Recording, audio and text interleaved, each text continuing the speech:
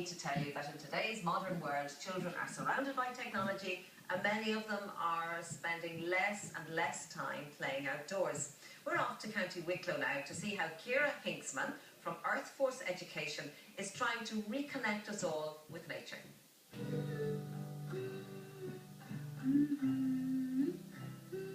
In my experience, I find that time out in nature can be an incredible teacher, and play seems to be the best way to learn. Out building or creating art projects in nature, we connect into a part of ourselves that seems really new and exciting and yet really sort of familiar and instinctive. Do you know what the antidote for the acid and the nettle sting is? Actually, it's not. You know where the best antidote for nettle leaf can be found? In the actual nettle itself. Earth Force Education is an environmental education company, and our focus is on getting kids and adults basically reconnected to their land, reconnected to their natural spaces, and we've got lots of clever, tricksy ways to get them out to do that. Some of those are working in schools and classrooms, some are outdoor camps, some are overnights. Anything we can do to get people really connected back to the land.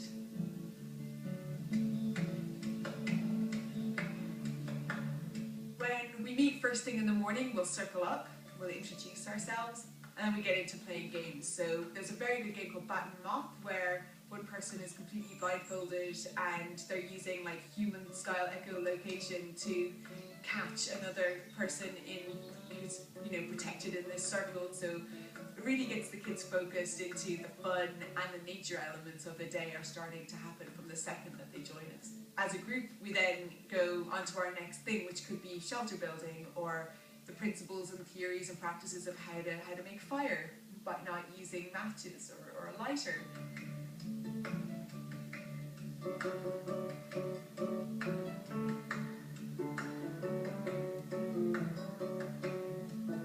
After that, we'll go into story time, where we're going to be, bringing invisible learning in, so that they're hearing a story of Fionn McCool and how he grew up in a bothy in the Sleeploon Mountains, and what kind of way would they have made the bothy then, because it needed to be invisible. What kind of materials would they have used on top?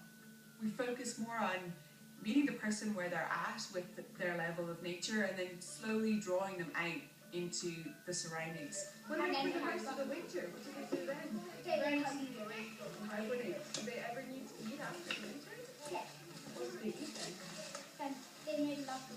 So it's drawing their curiosity and not directing, this is definitely always the answer, because that's not true. There's so many factors that play in the environment and in nature all the time. And also for children who don't do so well in school, who maybe aren't directly academic or able to learn in a school environment, often those kids excel in the outdoors. There's a real thorough thinking behind what Ciara and the Nature Connection people are doing. They're really kind of waking children up and making them curious about all aspects of themselves, essentially. I have the best times of my life when I'm in the forest, and I feel so sorry for the people who don't know what it's like. It's such a peaceful and amazing experience. My memories of childhood are of nature, and yet, the trend these days is that children aren't spending any time outside of the house.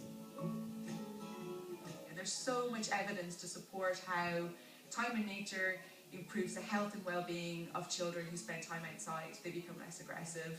It helps prevent obesity, type 2 diabetes. So many of those things are offset by time in nature, being in the outdoors and playing and figuring out how to use tools and how to build things together and group dynamics. And children really become alive, and that's what we want. And it's not just kids programs that we run. We also offer adults training programs and women's bushcraft programs, so that adults who want to learn this stuff get a chance to really get immersed in nature connection in their own way. And it's really important for me that not only are we supporting children being reconnected back to nature and into the earth, but also that their parents have a chance to go through that experience too.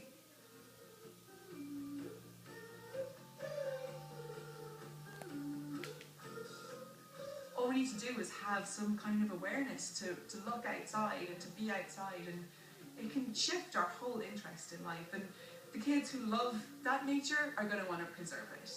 So I want them to love it, and when they're older, ask them to be able to save it. You know, it's great to teach, it's great to get them aware, but let's get them loving it first. Let's get them outside having an absolute ball, having a brilliant time. So when they're older, they're going, oh my God, I do not ever want to lose the woods. Never want to risk that. I want the waters really clean. I want to be able to swim in the sea.